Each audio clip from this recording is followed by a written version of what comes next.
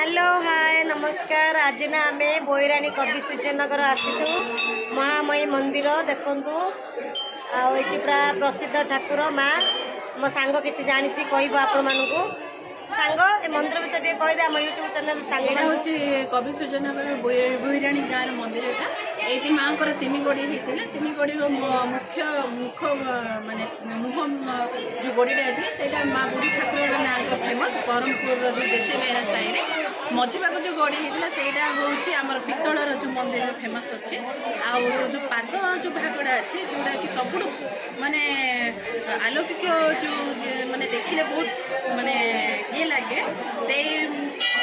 जो दर्शक पड़ता ये जो बोईराणी मंदिर पड़ता माने मंदिर भी माँ डाकिले भी पाद माँ पाद पादर